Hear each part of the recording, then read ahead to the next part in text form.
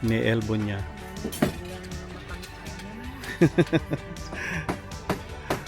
Paano kung matanggal yan? Hindi yan matatanggal. Bubuhusan nga ng concrete yan eh. May yung connection. Hindi yan matatanggal. May sa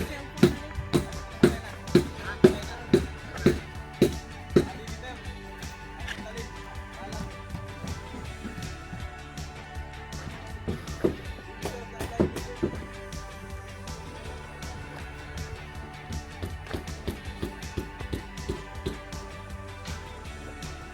Ready for pouring.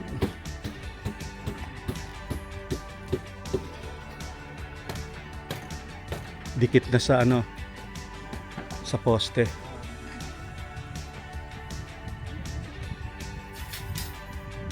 Ganyan na rin kalaki, Rani, ang ano, kasi laki na rin ang poste.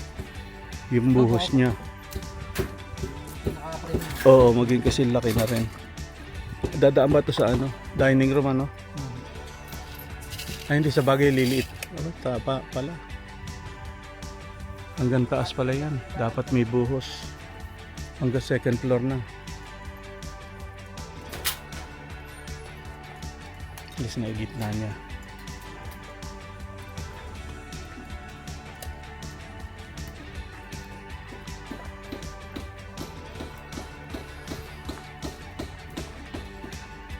Ito yung ating test. Walang leak. Wala po. Kulang pa kami doon. Nasira yung aking kwan. Ha? Pero gagawa na. I-elbow pa ba yung pataas? Yung... Pataas, Ah, okay. Kasi yung papunta sa... Oo nga eh. Kasi sabi kayo matatabunan ng buhos eh. Nasira yung aming painit. Ah, bakit? Ayan? Nakwanan na. Ito. Nabasa ng ambaw.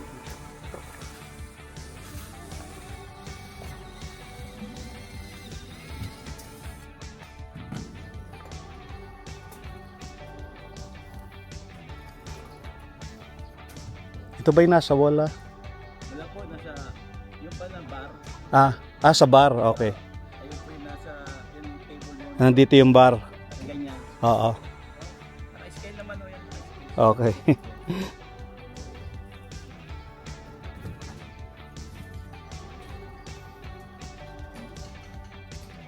Dami palang pin light ah. 1, 2, 3, 4, 5.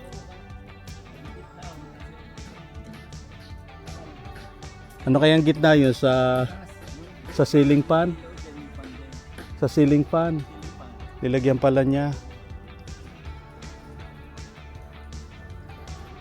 Apat na pin light doon. 1, 2, 1, 2, 4.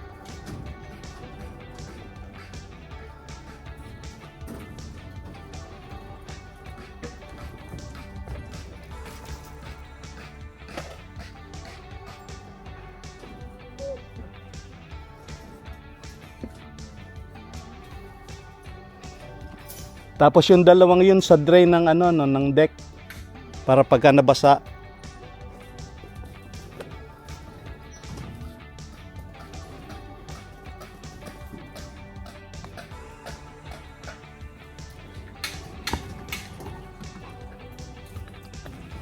One, 2, 3, 4, 5, 6, 7, 8, 9, 10.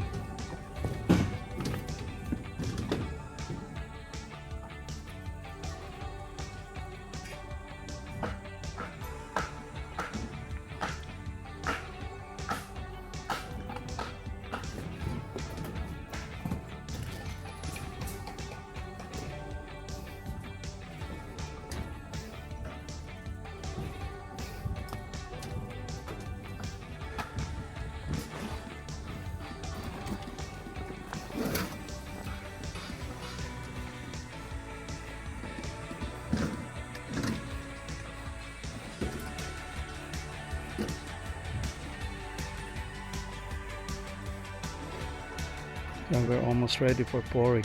We'll be pouring up this slab for basement. But there's a little bit delay with the ready mix concrete. They have a slight problem. So I still haven't heard anything from them yet. The plumber still working on something. Said they have a problem with their heater. But he said there's not gonna be any problem before the pouring is started. I finally put the elbow for the riser.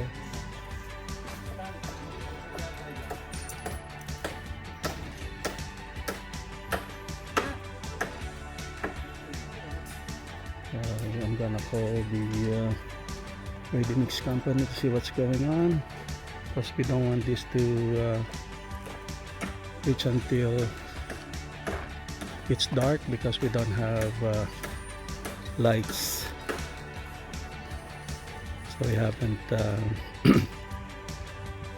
worked overtime yet since we started, so we don't have lights in the site.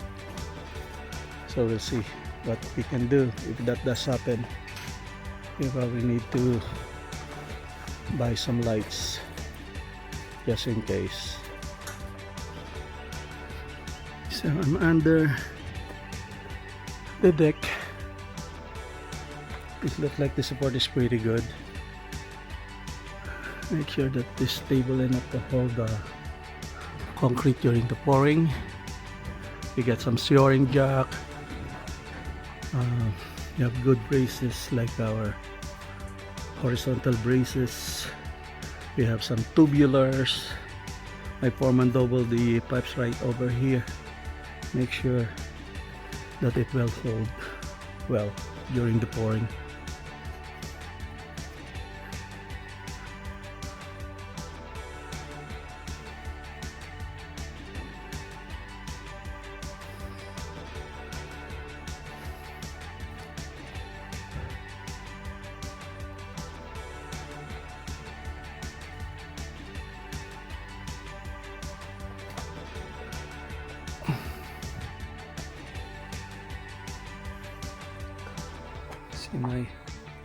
Ronnie made sure that the shoring jack is on the natural grade, so it won't settle down during the pouring. That's a smart move, so there'll be no problem during the pouring.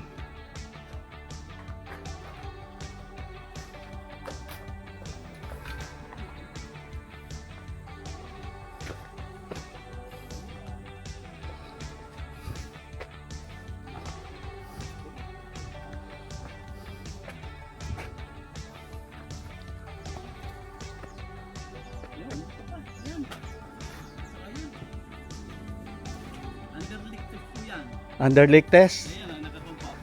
Oh, good. Lang nga namin nakakumpa. Ay, siguradong walang leak. Ito kami eh. Para nagpapagpano. Ay, yung inano yung itinaas yun. Yun, nakakumpa. Oo. Yan na yung pinaka high pressure, highest pressure.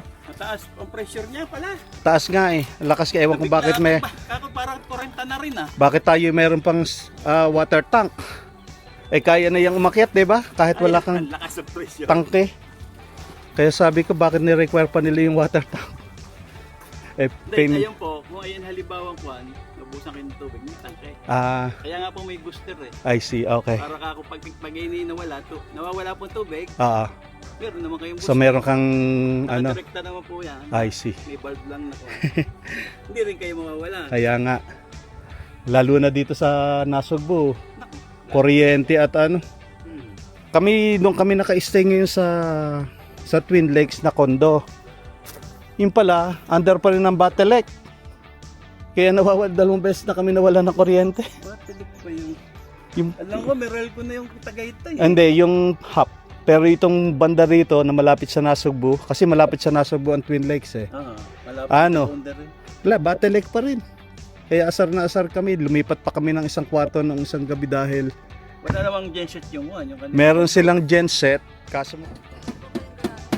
Oh. Lapit na rin.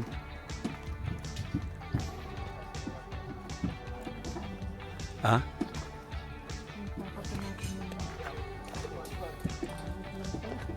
Ano? Bakit nga? Hindi mo pwede dalawa sasakyan. pieces yung ano, yung... Hindi, may ano pa yan, may balcony eh, kaya 1.5 yun eh. Kaya yung naka ano din siya.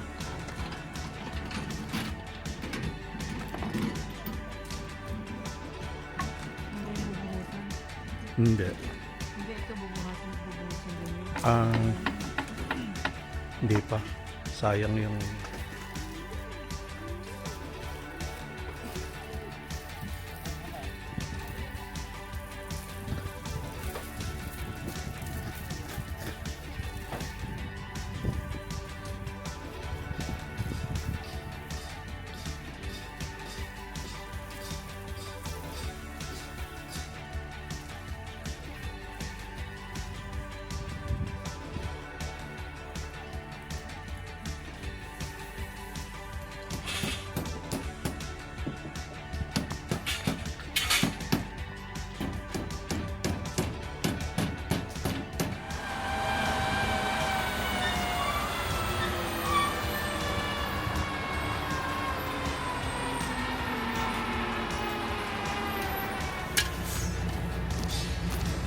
kulang.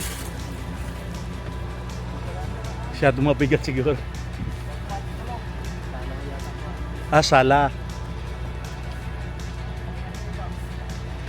Eh, okay lang pala kay ano, akala ko sabi niya nag-i-office sila. Naipasok. Tumawag daw ko. Akala ko nilagay.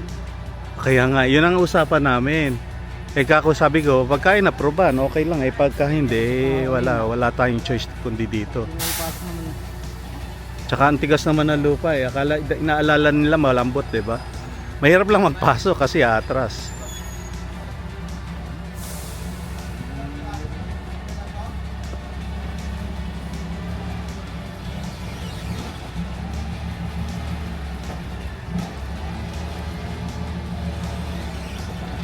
Ako tatama yung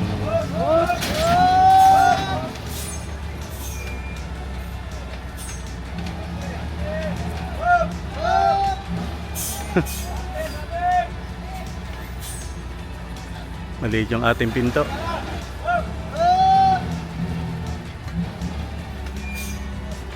Mga bakal. Bakal!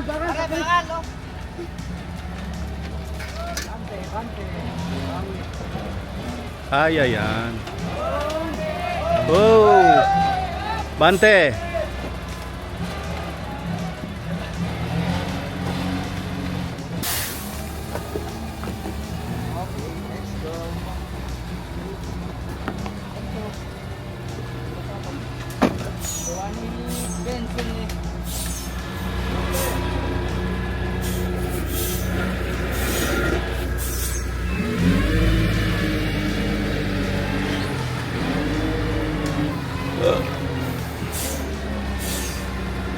Ito, nalaglag na.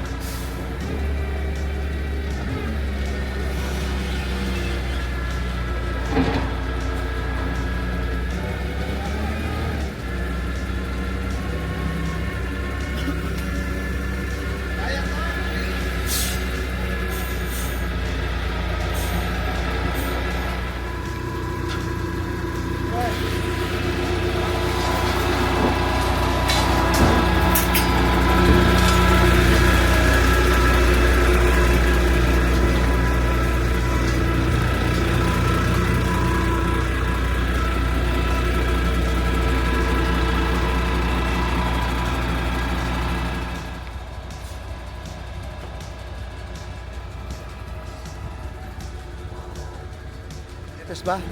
Anong gagawin dyan? Mag-i-slam test? Kayo sir, ikaw po sir, dito ako.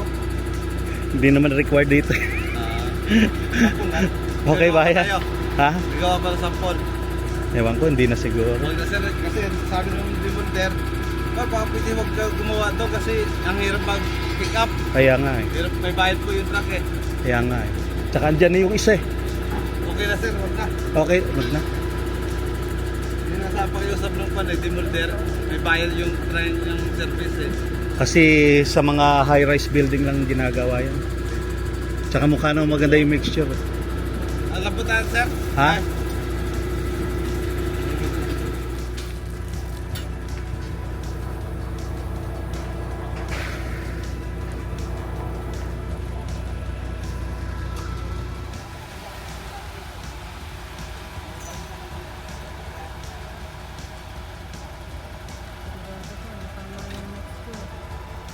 Kamay. Tsaka computerized sila eh. Dito na siya ng tubig. Dini. Eh, dito ang gripo nila eh. Nagluluto. Siya nagluluto. Hindi, merong host yan.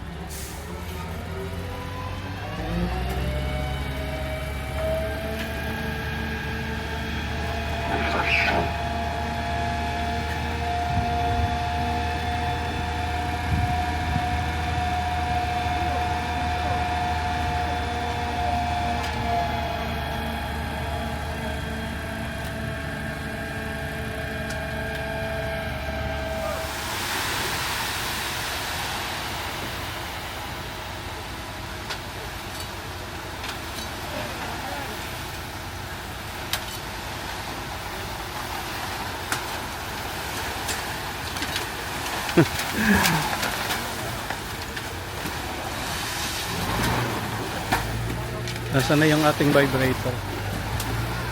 We need to use the vibrator.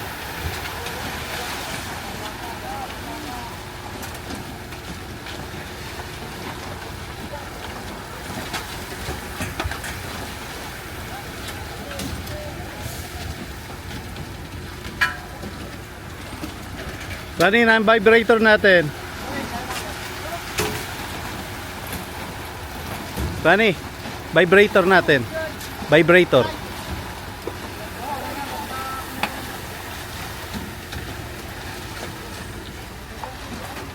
Ako, maawas. Bumigay na yung ano nyo. Bumigay na yung